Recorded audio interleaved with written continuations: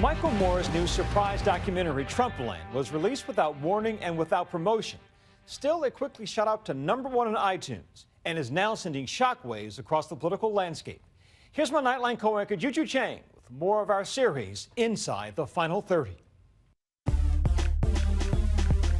Second Amendment debate question. We're heading to a studio to interview Michael Moore. He has the #1 movie on iTunes right now. It's like a Beyonce surprise drop hit. And while it's a love letter to Hillary, it's also a surprising appeal to Trump voters. You know, I have an entourage today because as a working mom, you got to do what you got to do. There's always talk of October surprises, but nobody was expecting this. Michael Moore in TrumpLand. Before we got people who aren't going to vote at all. How about third-party people? Anybody voting for a third-party candidate? One part stand-up. The conservative, they're like, get in the car, we're going to Outback. 2 parts guerrilla filmmaking. This entire movie was shot and edited in 11 days. All parts his impassioned plea for America's future. Good night, America. You've just elected the last president of the United States. Boys, quiet. Quiet on the set. Come on over. Your seat is ish here. This is a boffo hit. #1 iTunes, #1 everywhere. I know a week ago it wasn't even a movie. Seriously, I was in this building doing the sound mix a week ago today. Michael Moore, the eternal darling of the anti-establishment left, tapping into the same working-class anger that launched his first film, Roger and Me, which railed against lost jobs in the auto industry. Well, what's everybody so happy about? We just lost their jobs. Then Bowling for Columbine, which railed against rampant gun violence. They were shot at Columbine in the massacre with bullets from Kmart. And Fahrenheit 9/11. Corporations decided to hold a conference to figure out how much money could be made. Which, you guessed it, railed against the Iraq War. This newest offering showing a softer side. And the things we don't agree on, all right, you love your guns. I don't want a gun, I don't get a gun. I won't get one. It's unexpected in many ways because you sort of expect a left-wing propaganda piece. It's more of an olive branch to Trump supporters. Well, you know, I live in Michigan. I grew up with a lot of the people have had their lives ruined by the system, and so they're mad.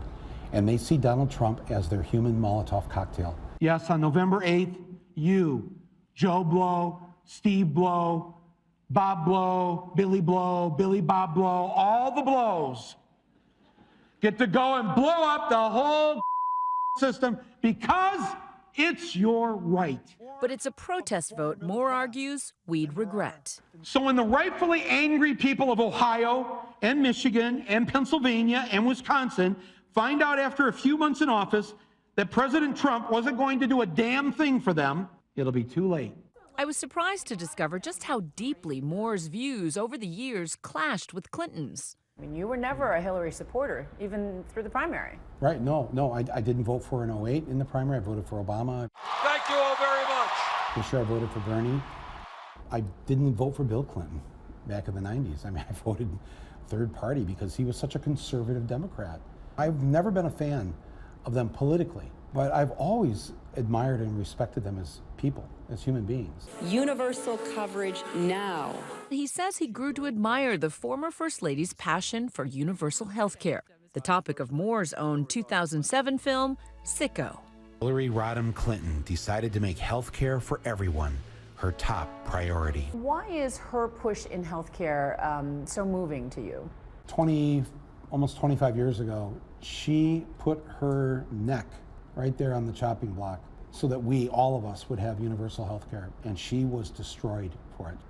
1 million people have died in America. 1 million of our fellow Americans have died since she tried to get us all universal health care. I've never forgotten what she tried to do for us and the hell she had to pay for it. In a couple of weeks, we have a chance to redeem ourselves with her. His assertions, opinions, controversial, but definitely timely as Obamacare comes under renewed attack. The Obama administration just today confirming double-digit rate hikes for Obamacare for next year. It's no doubt going to be an election issue for the last 2 weeks, something that Hillary Clinton is going to have to defend. Obamacare is unpopular, and Michael Moore is keenly aware of why Clinton is too.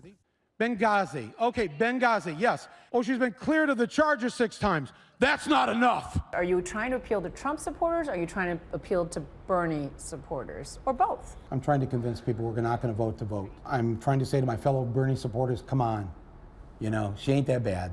I'm trying to say to the people who are going to vote third party, we do need more than 2 parties in this country. This isn't the year to throw your vote away. And I am saying to the guys I grew up with who worked in the auto factories, this guy is not going to do what he's promising you to do. And this woman is going to do something profound for our kids and our grandkids. And let's give her a shot here. But you once famously said that democracy is not a spectator sport. Yes. You Yes. feel very strongly about 30 it. years ago, I said this. If people stay home, and they're saying 50% will stay home at this election, you are essentially anti-American and you're anti-democracy if you're not going to participate in it. You know, we're all Americans, right? Let's just start there, regardless who we're voting for, right? We're all in the same boat, and we're going to sink or swim together. And I'd rather we swim. Do you think this might have an outcome on the election? I hope so. You're like the Russians, trying to influence the election. Yes, except Except you're an American citizen. Yes, I'm more like Russian dressing. You know. It's very funny. For Nightline, I'm Juju Chang in New York.